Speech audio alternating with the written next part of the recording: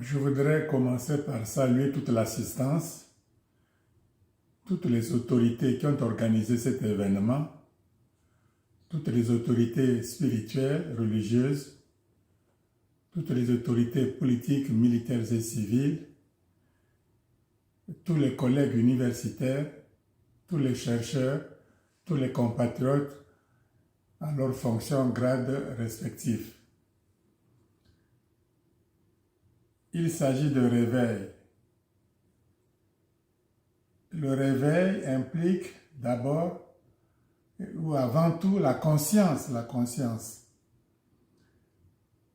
Pour empêcher le réveil africain, je dois dire que les Africains ne font pas partie de l'histoire, que les Africains sont des subsahéliens, que les Africains sont les pays les plus pauvres de la planète, que les Africains sont en voie de développement ou sont sous-développés, ils n'arriveront jamais au développement. Que les Africains sont tout le temps en guerre entre eux, ils sont hyper divisés, ils ne s'aiment pas. Que les Africains sont nés pour servir les intérêts des autres depuis des siècles et des siècles. Leur logique de l'histoire, c'est obéir à la logique de l'histoire des autres, qui est toujours une logique de domination depuis l'esclavage, la colonisation, etc., etc. Voilà, dans ce contexte-là, il est difficile d'avoir un réveil quelconque. Il faut donc sortir de ce contexte-là par la volonté. C'est ça le réveil. C'est-à-dire, je ne me dis pas que je suis sénégalais, je dis que je suis africain du Sénégal. Je suis africain du Mali. Je suis africain du Burkina Faso. Je suis africain du Niger. Je suis africain du Tchad. Je suis africain de la RCA. Je suis africain de la Côte d'Ivoire. Je suis africain du Nigeria. Je suis africain du Bénin, du Togo, de la Guinée, de la Gambie. Je suis africain du Cameroun, de la Guinée équatoriale. Je suis africain du Gabon. Je suis africain du Congo. Je suis africain de la RDC, la République démocratique du Congo. Je suis africain de l'Angola. Je ne suis pas angolais seulement. Je suis d'abord africain de l'Angola, africain de la Zambie, africain du Zimbabwe, africain de l'Afrique du Sud, de Lesotho, de Botswana, du Malawi, du Mozambique, de la Tanzanie, du Comore, etc., de Madagascar, de l'île Maurice. Je suis africain du Kenya, de l'Ouganda, du Rwanda, du Burundi, de l'Éthiopie. Je suis africain de l'Égypte. Je suis africain de la Tunisie, je suis africain de l'Algérie, je suis africain du Maroc, je suis africain de la Mauritanie. Je suis d'abord africain. Il faut qu'on ait cette conscience d'être africain. Quand tu vois un Américain, tu dis, il dit je suis américain. Il ne dit pas je suis américain de la Virginie ou je suis de la Virginie, on ne connaît même pas ces États-là. Il faut affirmer. Vous voyez la différence? C'est que les Européens, la difficulté, disent je suis européen. Ils sont suédois, norvégiens, ils sont polonais, ils sont roumains, ils sont italiens, ils sont français, ils sont espagnols, ils sont portugais, etc. Et puis ils font l'union à Bruxelles, etc. Ils n'arrivent pas à dire que je suis européen. Ils n'arrivent pas à le dire. Ils disent d'abord je suis français. Nous seulement l'Union européenne. Je suis allemand, c'est l'Union européenne. D'abord, ils s'affirment d'abord, tu vois. Donc, ils ne sont pas éveillés à l'idée de l'Europe. Ils veulent que nous soyons aussi cantonnés dans nos petits clans-là, nos petites tribus, nos clans, etc. Quand c'est comme ça, on ne va jamais se développer. Voilà, c'est ça le réveil, c'est très important. Désormais, on doit dire je suis sénégalais, mais je suis africain du Sénégal. Je suis africain de la Côte d'Ivoire. Je suis africain de la Côte d'Ivoire. Voilà, c'est ça qu'il faut faire. Il faut s'affirmer d'abord l'africanité.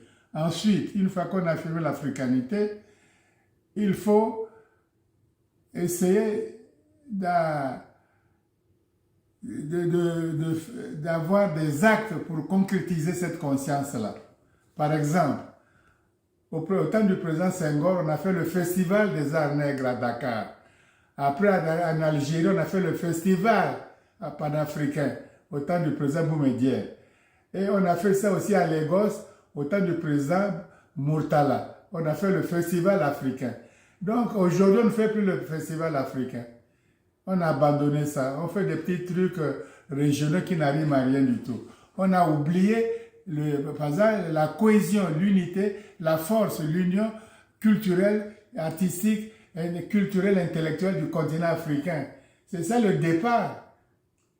Si on est ensemble, on est comme des bouts de bois ensemble, sans lien, sans solidarité, ça ne donne rien. Ce festival regroupait la jeunesse africaine.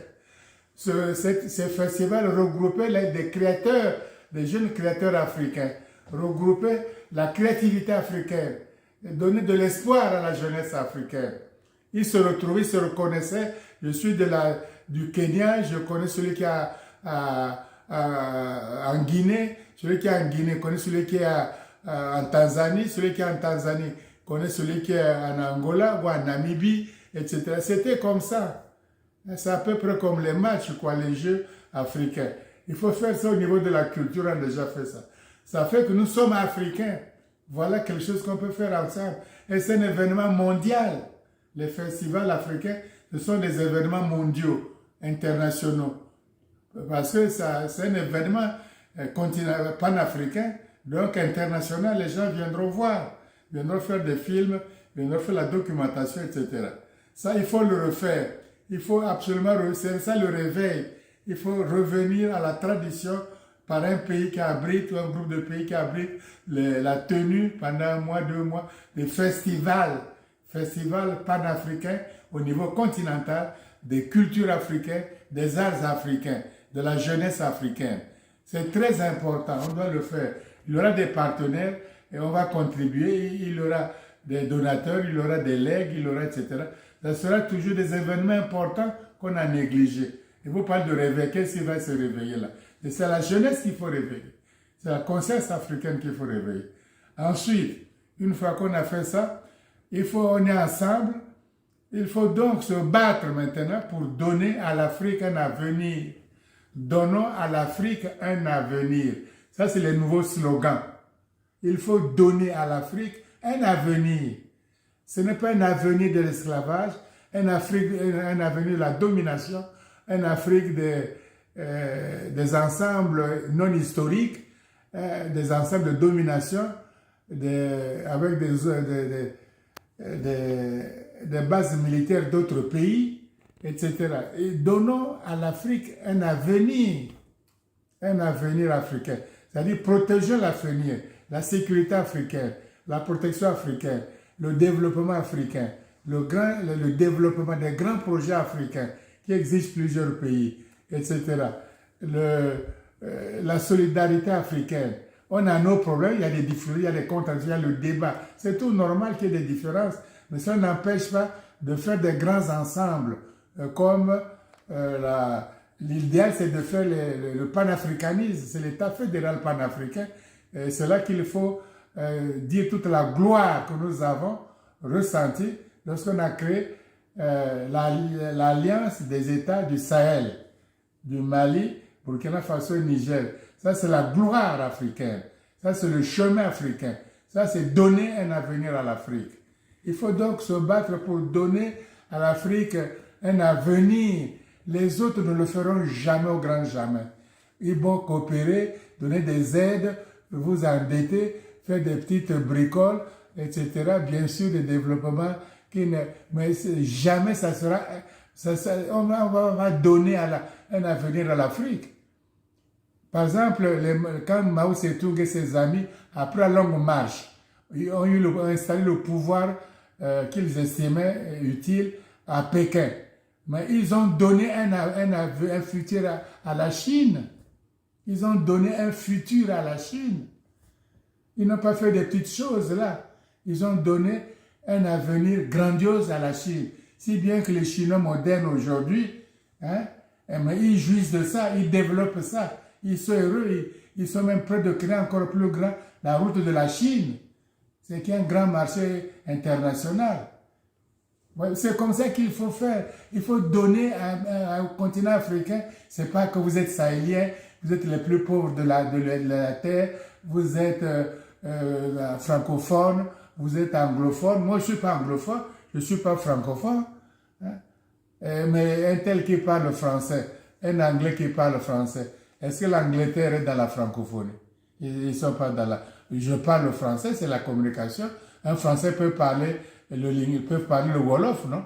Un français peut parler la Hausa. Un français peut parler le Yoruba. Un français peut parler le Balinké. Un français peut parler le Sérère. Ça fait quoi?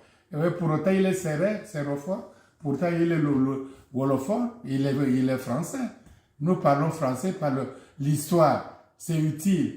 Ça sert à communiquer. Mais on n'est pas dans des structures qui vous freinent votre avenir, qui freinent votre développement. Parce qu'on n'a jamais parlé des langues africaines dans cette francophonie-là. Jamais. Donc voilà, c'est ça qu'il faut faire.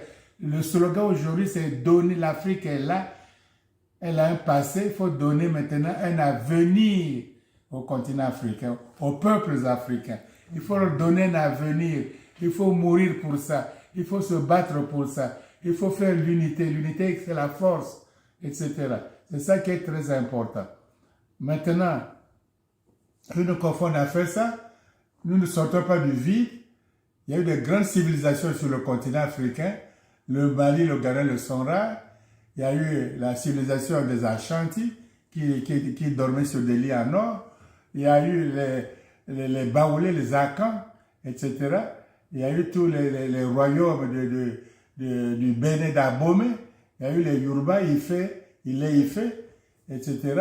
Il y a eu des royaumes grandioses, les Sokoto, etc., les Ibo. Il y a eu des grands ensembles culturels autrefois. Il y a eu le royaume de Njoya, au nord Cameroun, avec une écriture à eux, etc.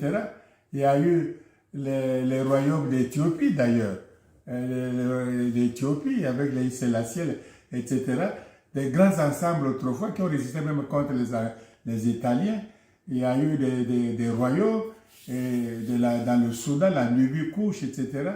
Il y a eu dans l'Afrique centrale, là-bas équatoriale, le Nyamwenzi, le Kazembe, l'Empire Lunda, l'Empire Kuba, les Luba, l'Empire Bakongo, les Bakongo de Mbanza Congo. Il y a eu les royaumes Bateke, etc. Il y a eu les royaumes Vili à Luango, aujourd'hui encore, etc. Il y a eu partout des grands ensembles, des royaumes, des empires, etc. Et surtout, l'Égypte pharaonique. Le pharaon, il y a eu des pharaons hommes qui ont dirigé, il y a eu aussi des pharaons femmes qui ont dirigé le pays en tant que pharaon, en tant que roi ou reine, avec le pouvoir effectif. Le pharaon était d'abord un homme spirituel, d'abord, avant tout. Il était membre du clergé, il était spirituel, un chef spirituel, un guide spirituel. Ensuite, un politique sur la société, sur terre. Et sa mission principale, son unique mission était de réaliser ici-bas sur terre, de réaliser la math, c'est-à-dire le concept, le principe de la justice et la vérité. Il condamnait même des hauts fonctionnaires qui brimaient des paysans. Il donnait les paysans illettrés, je suis chef, je représente le pharaon, tu veux me faire quoi? Et le paysan se plaignait, partait voir le pharaon, le pharaon dit laissez-le venir. Il dit qu'est-ce qui se passe? Il dit ce haut fonctionnaire-là, voici ce qu'il me fait. Et le pharaon condamnait le haut fonctionnaire. Pas parce que tu es haut fonctionnaire que tu dois mépriser le paysan. Il le condamnait. C'est la vérité, la justice. Et parfois on faisait des complots pour que certaines familles branches aient le pouvoir. Et parfois le complot était découvert, Mais jamais le pharaon n'a puni les comploteurs. Il disait, il y a la justice. Envoyez ces gens qui ont comploté contre moi à la justice. La justice va prononcer. Ce n'est pas mon problème. C'est la justice de l'État qui doit se prononcer sur ces choses-là. Ouais. Et le pharaon se réveillait à 6 heures du matin. Il se réveille à 6 heures du matin. Il va au lac sacré avec quelques prêtres. Il se baigne, il se lave tout seul dans le lac sacré. Il sort de là. On lui donne des huiles sacrées. On l'habille. On le conduit au temple. Et on le fait pénétrer au temple avec 2 ou 3 prêtres seulement. Il marche tout seul au temple. Il fait des prières. Arrivé à un moment donné, tous les prêtres se retirent. Il reste tout seul au temple. Et il franchit une porte et va à la pierre noire, tout seul, sacré, dans l'obscurité, la pierre noire. Il reste le temps qu'il reste, il prend contact avec le divin et il sort par derrière, par une porte dérobée. On le recueille là-bas. Ensuite, il va à son office, travailler maintenant la vie publique, la vie politique, etc. Il ne peut pas aller au bureau sans avoir été au temple. Le premier acte de Pharaon, c'est d'aller au temple le matin, avant tout le monde. Les gens n'ont pas besoin d'aller au temple, c'est lui qui doit aller pour toute la communauté. Les gens ne vont pas à l'église le dimanche, ceci. C'est lui qui doit faire ça. C'est lui qui doit prier pour tous les morts de la République. C'est lui qui doit prier pour toute la population. C'est lui qui est en contact avec le divin. C'est la condition dans laquelle il doit diriger.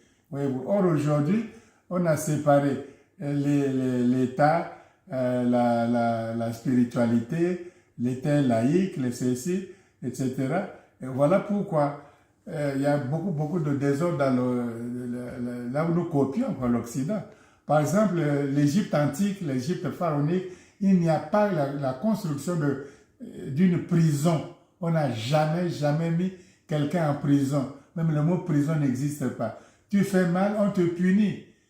On te punit, on te donne des coups de bâton, ou aussi on te punit, ou bien tu rends ce que tu as volé, etc. Mais jamais on te prive de liberté en prison. Non, parce qu'un être humain a dans lui plusieurs entités culturelles, plusieurs entités spirituelles. Il a le Ba, le Ka, le Shuti, son nom même, son nom est sacré, il a, etc., même son ombre, etc. Il a beaucoup d'entités divines en lui. Alors, si je le mets en prison, c'est que je mets aussi ces entités divines en prison.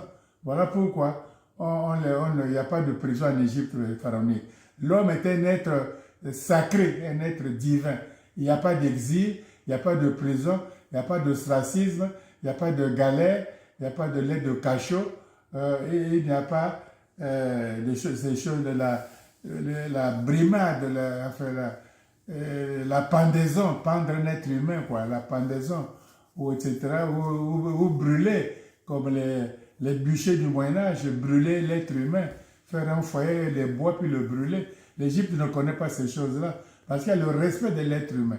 Et quand tu respectes l'être humain, tu respectes aussi la nature, l'environnement, la nature, l'eau, les rivières, les herbes, les oiseaux, les arbres, les poissons, les animaux, l'atmosphère, la pluie, le soleil, etc.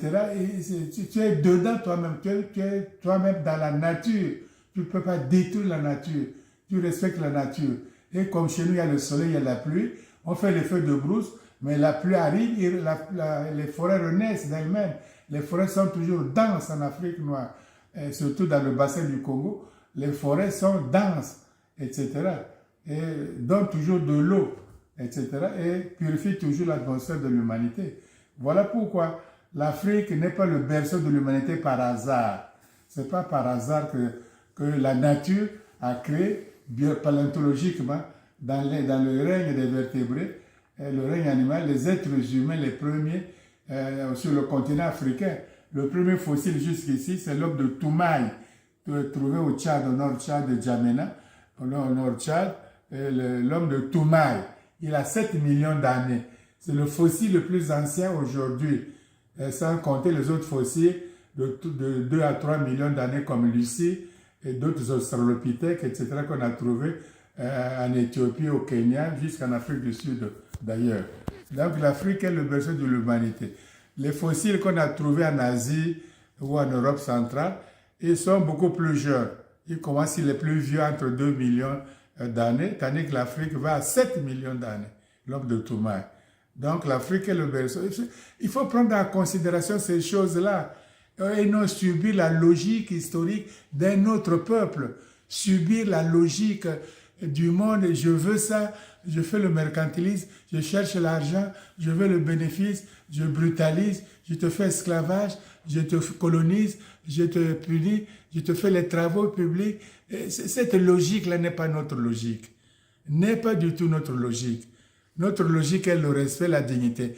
Un ancien chef d'État qui a travaillé, l'a fini, on lui doit la dignité, on lui doit le respect. Une autorité qui était là, qui a fini, on lui doit le respect, l'autorité. Hein? C'est pas parce que tu es né pour le pouvoir éternellement, tu as le pouvoir, tu peux la quitter, tu peux l'abandonner, et le mandat peut finir, mais on ne va pas te manquer de respect. On ne va pas t'amener dans les tribunaux, on ne va pas faire la barbarie, etc. La civilisation, c'est le respect de l'être humain d'abord. Voilà pourquoi cette conférence que vous faites là maintenant à Abidjan, qui est un grand centre culturel, Abidjan, un grand centre intellectuel, un grand centre spirituel aussi, bien entendu. C'est un grand pays, le pays du vieux Félix Houphouët-Boigny, qui était l'apôtre de la paix, bien entendu. Donc, je crois que l'Afrique a des valeurs, l'Afrique a des moyens intellectuels, culturels, scientifiques, humains. L'Afrique a des richesses naturelles, sous-sol et sol, en pagaille. L'Afrique a tout ce qu'il faut. Donc, on va gaspiller ces choses-là. On va gaspiller les mines d'or, les mines de fer, l'uranium, la bauxite, le colbate, le tungstène. On va gaspiller ça. On va gaspiller les barrages d'Inga, les barrages qu'on peut électrifier tout le continent africain. On va gaspiller ça. On va gaspiller la forêt équatoriale, la forêt du Congo. On va gaspiller la forêt. On va tout gaspiller les océans. Hein? Là où il y a tous les poissons de la terre, le golfe de Guinée, etc. On va gaspiller le pétrole, donner le gaz. On va tout gaspiller, donner aux autres. La mer, on donne, la nature, on donne, et nous-mêmes, c'est des miettes. On vit malheureux. Tu es riche et puis tu vis le plus malheureux. On va faire le bonheur des autres. Les autres viennent pour leurs intérêts. C'est normal aussi. Il ne faut pas les condamner. Mais à nous de jouer, de bien négocier, de bien comprendre les enjeux et de jouer aussi pour ce, comme on dit, gagnant-gagnant. Il faut que, c'est ça le réveil. Si on fait les petits compromis, oh ceci, je vous aide, etc. Mais eux-mêmes, ils sont dans les problèmes. L'Europe elle-même est dans les problèmes. Avec les Mercosur, ils ont des problèmes. Ils n'arrivent pas, ils sont en déficit. Ils sont aussi malheureux. Ils n'arrivent pas à aider l'Ukraine et tout ça, ces choses-là. Ils n'arrivent pas aussi, ils ont des difficultés. Hein? Ils ont des budgets qui sont toujours déficitaires. Hein? Ils n'arrivent pas à faire. Et maintenant, généreusement, ils vont vous donner 600 millions d'euros. C'est quoi ça? On ne va pas se développer avec 5 000 euros. Non, il faut ouvrir les yeux maintenant. Il faut être soi. Quand on est soi, on respecte quelqu'un qui est lui. Il a ses idées, on respecte. Et entre nous, je suis contre vous. Ce n'est pas la guerre. Vous êtes contre mes idées. On fait le débat et on avance. Ce n'est pas quand j'ai raison, tout le monde. Non, je peux avoir tort, tu peux avoir raison. On fait le débat, on discute, on voit l'essentiel qui est pour le peuple, c'est-à-dire donner un avenir au continent africain. Personne ne peut donner un avenir. Il n'y a que nous qui allons donner l'avenir. Il faut donner une nouvelle santé à l'Afrique. C'est l'avenir. Il faut donner une nouvelle éducation, les savoirs modernes, la technologie, les savoirs scientifiques modernes. Il faut donner une Afrique moderne. Il faut faire des grandes routes de transport aérien, transport ferroviaire, transport maritime, transport des compagnies aériennes. Il faut faire grand, etc. Et c'est ça. Il faut faire des élevages, des grands lacs, les poissons, la pêche, la pisciculture, l'élevage, l'agriculture, tous les agrumes, les universités, les archives, les musées, les bibliothèques, la géographie même du pays, le sol, le sous-sol, étudier la géographie de l'Afrique qu'on ne connaît pas, faire des géographes. L'Union africaine là, devrait faire déjà un manuel de la géographie africaine, les océans, la terre, les reliefs et tout le continent africain. Mais il y a des satellites qui peuvent aider maintenant aujourd'hui à faire tout de belles cartes sur l'Afrique. Mais on fait rien, même pas une carte africaine. Alors on fait l'Afrique, c'est quand il y a les élections, on envoie les gens sur les élections, ils sont hyper corrompus, les élections sont bien passées, et voilà tout ce qu'on fait. Non, c'est fini. Il y a des drames en Afrique, les inondations au Mozambique, on s'en occupe pas, les inondations sociales, on s'en occupe pas, et voilà quelle est l'Afrique là. Il faut s'éveiller, donner, le slogan c'est à l'Afrique là, donner, l'Afrique lui donner un avenir. À l'Afrique, donnons un avenir. À l'Afrique, donnons un avenir. Si nous retenons ça, ça va mobiliser les énergies, les intellectuels, les énergies morales, les énergies spirituelles, les énergies physiques, les énergies naturelles. Ça va mobiliser. À l'Afrique, qui est l'Afrique qui patine aujourd'hui. L'Afrique, là, dont nous sommes capables, cette génération, tous les âges confondus, tous les hommes et les femmes, les jeunes, donnons un avenir à l'Afrique. On peut le faire. On peut le faire. C'est une affaire de responsabilité. Au moins, nous aurons fait. Ceux qui viendront vont améliorer. Ils vont questionner. Ils auront des problèmes du nucléaire. Ils vont faire le nucléaire. Ils auront des problèmes de l'espace. C'est la conquête de l'espace. L'Afrique ne peut pas être absent de l'espace, absent du nucléaire, absent de l'électricité, absent de l'intelligence artificielle, absent de tout. Mais comment on va aller où alors? Alors qu'on est capable de le faire. Non. Il y a les Africains dans les diasporas. C'est des forces vives. Et ils peuvent venir aider aussi le continent africain. Il suffit qu'on dégage l'avenir, qu'on dégage des perspectives, qu'on plante, qu'on jalonne le continent africain. Si nous ne donnons pas à l'Afrique un avenir, nous Africains, natifs d'Afrique, si nous ne donnons pas un avenir à l'Afrique, ce n'est pas les autres qui vont donner un avenir à l'Afrique. Ils viendront juste faire de la diplomatie pour exploiter, s'enrichir, prendre la bauxite, prendre l'uranium, prendre le coltan, prendre tout ça et pour leurs propres affaires. Et nous, encore une fois, on est naïfs, on donne tout aux autres et nous on se contente des miettes et on n'est rien. Alors qu'on pourrait être une puissance politique. Pour faire ces choses-là, il faut d'abord être une puissance politique. Les États-Unis étaient d'abord pas économie. On n'a pas commencé par faire l'économie de l'Amérique des États-Unis. Jamais. On a commencé par faire l'État fédéral, la constitution de Franklin à Philadelphie, quand il y a eu les Madison, quand il y a eu les Madison, les Hamilton, les Jefferson, même Dubois, non, mais George Washington avait à peine 50 ans. Et l'avocat de Hamilton avait à peine 30 ans. Et le gars de Virginie, là, qui serait le 4e président. Madison avait à peine 33 ans. C'est des jeunes qui ont fait les États-Unis. On a dit, faisons la constitution. Nous, peuple africain, nous, peuple américain, nous décidons notre destin, nous. On a demandé la permission à personne. On a dit pas si on fait bien ou mal. Et s'il était temps ou pas temps. Il faut le faire, on améliore toujours. Il faut le faire. Ils ont fait. Et d'autres avaient refusé, non? La Géorgie avait refusé, qu'ils demandent leur indépendance maintenant. Les Virginie, tous ces... Non, les Florides, tous ces gens avaient refusé, non? Qu'ils demandent leur indépendance.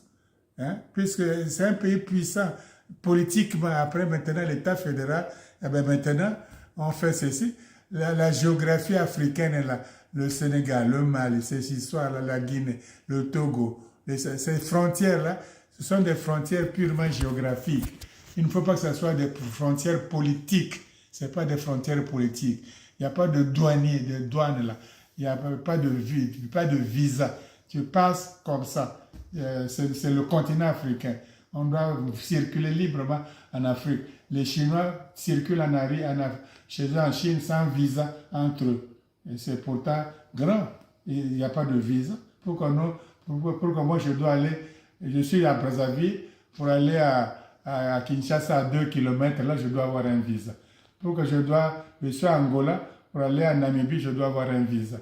Je suis à Namibie, je dois aller en Afrique du Sud, un visa. Je suis au Katanga, je dois aller en Zambie, chez mes parents, et pourquoi je dois avoir un visa. Ça, c'est la colonisation. Pas de visa, c'est le réveil. Je suis africain, je suis africain. Et c'est ça, ça nous donne à changer certaines choses radicalement, à nous aimer davantage. On ne peut pas faire ces choses-là sans amour. C'est la conférence que vous êtes en train de faire là à Abidjan, c'est une preuve de générosité, une preuve d'amour et une preuve de respect de soi, de dignité de soi. Et quand on respecte soi-même, on respecte aussi les autres. Nous ne faisons pas la guerre aux autres, nous respectons les autres. Nous sommes comme ça, nous sommes africains, nous avons un destin immense. Immense. Ce n'est pas d'aujourd'hui, ça a toujours été le rêve de Julius Nyerere, de Kenneth Kaunda, de Jomo Kenyatta, de Patrice Lumumba, de Cabral, Amilcar Cabral, de Sankara, et le rêve de Kwame Nkrumah, Sadjifo, le rédempteur. Ça a toujours été le rêve depuis Marcus, Black Star, et Marcus Garvey, le Jamaïcain, avec les Dubois. De tout temps, ils ont fait des colloques, des congrès de panafricanisme à Londres, partout. De tout temps, c'est comme ça les Africains ont décidé. De tout temps, ce n'est pas d'aujourd'hui. Il y a une longue histoire du panafricanisme. Les historiens africains doivent enseigner ça. On doit enseigner ça depuis la maternelle jusqu'à comme la géographie. C'est notre histoire. C'est notre histoire. Il n'y a pas que la colonisation, il n'y a pas que l'esclavage. Il y a aussi les Africains, ils ont vu clair, ils ont décidé, ils ont battu, et ils étaient en prison pour ça. Kenneth Kaunda était en prison, il a fait quoi? Jomo Kenyatta était en prison, il a fait quoi? Mandela a bavé, non? Il a fait quoi? Il était en prison. Il a fait quoi, Mandela? Il était communiste. Toute l'Europe était contre lui, non? Après, il est sorti. Oh, c'est l'homme africain le plus démocrate, non? C'est encore l'Occident qui le dit. Ils changent selon leurs intérêts. C'est tout. Qu'est-ce que Lumumba avait fait? Il a tué quelqu'un. Il a dit, l'esclavage est fini, construisons notre pays, et ça devient un crime, ça. Cabral a fait quoi? Oumniobé a fait quoi? Félix Simomi a fait quoi? Osende Afana a fait quoi? Il voulait simplement la liberté. Les Sankara voulaient quoi? Ils voulaient tuer les gens, ils voulaient ceci, ils voulaient que les hommes soient intègres. L'homme intègre, Burkina Faso, l'homme intègre, le pays des hommes intègres, pour développer l'Afrique, pour que l'Afrique ait un avenir, et pour que les générations futures puissent jouir de notre travail aujourd'hui, de notre réflexion, de notre dévouement, de notre sacrifice. C'est comme ça que c'est ça l'éveil. Et vous avez toute la spiritualité du monde, à commencer en Égypte d'abord, toute la spiritualité en Égypte, à commencer par en Égypte. Par exemple, vous dites Moïse est le libérateur, le libérateur du peuple d'Israël. D'accord? Il a fait l'exode, le Sinaï, ils sont partis là-bas, il était dans la montagne, il a fait la tablette les 10 commandements, etc., avec les Josué, et il n'était pas la terre promise, ils ont fait la guerre, ils sont partis à la terre promise, etc., la terre des Canaan, des Philistins, etc. Bon, mais ce Moïse-là, c'est qui? Alors vous lisez la Bible, non? Je vous dis, prenez la Bible, le livre qu'on appelle les Actes des Apôtres. C'est le Nouveau Testament, la Nouvelle Bible. Les Actes des Apôtres. Le livre là. Prenez le chapitre 7. 1, 2, 3, 4, 5, 6, 7. Regardez, je ne vais pas loin, les versets 22, 23. Lisez ces versets-là. Lisez. Ces versets disent Moïse, le même Moïse là. Moïse fut éduqué, fut instruit, éduqué, et pas éduqué en grec, fut éduqué dans la science, la sagesse, sapientia, c'est-à-dire les connaissances, la sagesse, les savoirs les plus hauts de l'Égypte, des Égyptiens de l'Égypte. Moïse était éduqué par les savoirs de l'Égypte. Il a reçu l'éducation. Hein? Voilà pourquoi, continue la Bible, voilà pourquoi Moïse est devenu puissant en parole et en acte.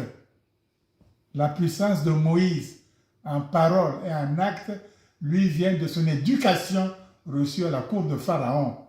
C'est dit dans la Bible. La Bible ne ment pas, non? C'est dit ça. Et quels sont les gens là, les pasteurs qui expliquent ça?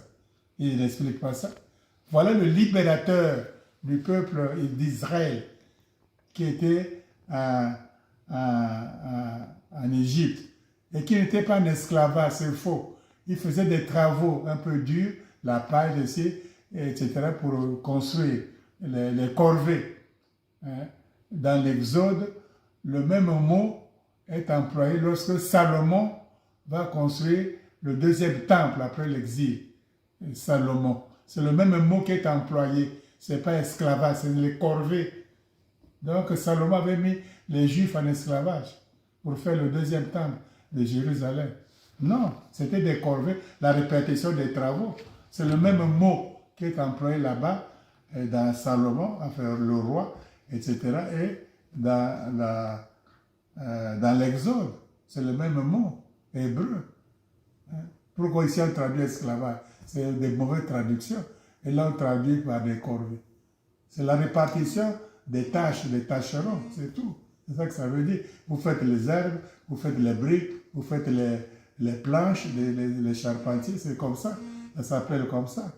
Donc voilà. Voilà ce Moïse, là, il a été instruit là. Et il y a tant d'autres choses comme ça qu'il faut maintenant essayer de rêver, de lire, comprendre ces choses-là à fond, de comprendre ces choses-là à fond. On traduit aussi parfois, ô fille de Jérusalem, je suis noire, mais belle. Je suis noire, dit la cantique des cantiques, non? Je suis noire, mais belle, mais.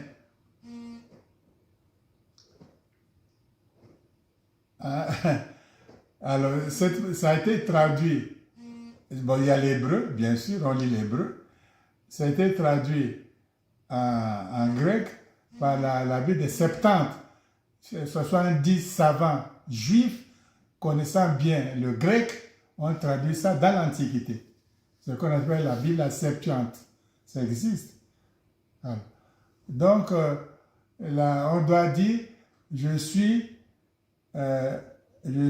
noir et de surcroît belle. Caille calais et de surcroît. Parce que la particule caille devant un adjectif donne à cet adjectif-là le sens de superlatif. C'est une règle de la grammaire grecque. Il n'y a qu'à voir les études des particules grecques par les savants d'Oxford à Londres. C'est ça qu'ils disent. Denison. Voilà, le cas donne à Calais un sens superlatif. Donc, je suis belle et de surcroît, non seulement je suis noire, mais de surcroît, je suis belle. Et en plus de ça, je suis belle. Voilà, c'est un nom, mais belle. Mais veut dire la contradiction. Elle dit, tu n'es pas, c'est comme si tu ne l'étais pas, quoi. Voilà, tout est mal traduit de bout à bout. Tout est mal traduit d'un bout à l'autre. Toutes ces Bibles que vous lisez, par les trucs, c'est mal traduit d'un bout à l'autre. Il faut connaître l'hébreu maintenant, hein? L'hébreu, il faut connaître le grec ancien et traduire vous-même. C'est comme ça qu'il faut faire. Il y a tellement de fautes, tellement d'erreurs, tellement d'omissions, etc. Moi, j'ai lu que Salomon avait marié la fille de Pharaon. C'est écrit dans les rois des rois, non? Salomon avait marié une fille de Pharaon. Mais il traduit ça, il laisse ça de côté, il saute ça. C'est une traduction. Tout est faux d'un bout à l'autre. Mal traduit, il donne l'impression, etc. Mais ce n'est pas exact. Même surtout Isaïe est très mal traduit encore. Alors qu'il est très grand prophète, il est très difficile à propos de l'Égypte, etc. Donc il y a un boulot aussi à faire, c'est ça l'éveil, hein, ne pas être soumis à à la tradition d'un autre, l'injonction d'un autre. Non, il faut être le même savoir, avoir le savoir en chimie, en physique, en biologie, en génétique, en aérospatial, en médecine, en génétique, en tout. Il faut avoir les savoirs les plus hauts. Il ne faut pas trembler devant les savoirs. L'espace, l'aéronautique, la géographie, l'agriculture, l'agronomie, la pêcherie, les poissons, tout ça. Il faut avoir le savoir pour donner le savoir africain. C'est ça l'avenir. On peut parler de l'avenir avec du bricolage. C'est donnons un avenir à l'Afrique. À l'Afrique, donnons un avenir. À l'Afrique, au peuple africain, donnons un avenir. C'est ça qu'on peut retenir au cours de cette belle conférence historique d'Abidjan qui nous réunit, qui nous rassemble, qui nous renforce notre amitié, notre solidarité, notre amour, mais pour l'Afrique, pour le peuple africain, pour le continent africain. Et du coup, pour l'humanité aussi. On ne peut pas, l'humanité dans le désarroi aujourd'hui aussi. On contribue aussi à la paix du monde, à la pacification de l'humanité, etc. On contribue d'une manière ou d'une autre à la paix du monde. Donc on n'est pas... C'est noble, c'est noble. Il ne faut pas se décourager. Oh, c'est difficile, c'est impossible, mais qu'est-ce qui est facile? C'est toujours, si ce n'est pas difficile, ce n'est pas la paix. S'il n'y a pas de problème, à quoi bon de vivre alors? Il faut qu'il y ait des problèmes. Donc vous avez des solutions sans problème. Il faut avoir des problèmes pour qu'il y ait des solutions. Hein? Voilà. Donc, je remercie encore, pour terminer, encourager le docteur Aké, qui est le responsable de cette organisation, de cette convention, de ce réveil, de cette convention, les remercier, les encourager, et ils ont tout notre support. Et puis, il y a des pays africains qui ont déjà donné le chemin, du panafricanisme, le chemin de l'unité africaine. C'est ça que nous devons renforcer, c'est ça que nous devons absolument nous battre sans arrière-pensée pour le succès de ce qui se passe au Sahel. Je crois que l'Afrique vivra. Les Thomas Sankara ne sont pas morts pour rien. Les Kwame Nkrumah ne sont pas morts pour rien. Les Jomo Kenyatta, les Lumumba, les Cabral, ne sont pas morts pour rien. Les Félix Moumié, les Oubniobe, le Mandela n'est pas mort pour rien. Les Julius Nyerere, les Kenneth Kaunda, les Jomo Kenyatta, etc. Toutes les Tomboya, personne n'est mort pour rien. Les Nasser, etc., les Ben Bella, et tout le monde n'est pas mort pour rien. Donc, les Kadhafi, etc. Donc, l'Afrique est debout. L'Afrique va se faire. Il faut que ça soit ardent, même s'il y a des erreurs, tant pis. Ce sont nos erreurs à nous, on va corriger. Et qui ne fait pas de faute. Ça ne fait rien. C'est pas ça. Il ne faut pas pinailler, trop pinailler. Il n'y a pas de perfection ici-bas. On fait, et ceux qui viendront vont corriger. Les États-Unis n'étaient pas comme ça. Il y a autant de Franklin. La capitale n'était même pas Washington. Le premier président, George Washington, le premier président américain a prêté serment à New York. C'était à New York qu'il a prêté serment de l'État fédéral. C'était pas à Washington, à Baltimore. C'était pas construit encore. Il n'y avait rien là-bas. C'était il n'avait pas dit on n'a pas de capitale, ne fait pas. On a fait dit faisons à New York. Chercher une place, on va faire. Ça fait quoi? On va construire. On va chercher un endroit pour construire. Donc il ne faut pas trop... rien n'est tombé sur le gâteau comme ça. Comme des choux blancs qui vous tombent comme ça, c'est facile, etc. On jouit de ça. Non, c'est difficile. Il faut que ça soit difficile pour qu'il y ait le mérite, qu'il y ait la concertation, qu'il y ait la discussion, qu'il y ait la dispute, qu'il y ait la concertation, qu'il y ait le débat entre nous, et qu'il y ait la fermeté, et puis jamais de trahison. Jamais, jamais. Jamais. Donc, jamais de compromis. Jamais, un Africain ne peut jamais trahir l'Afrique.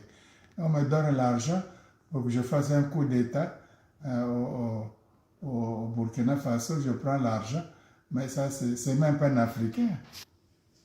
C'est même pas un Africain. Un Africain, c'est impossible. Il y a des choses qu'il faut rendre impossibles. Il faut faire.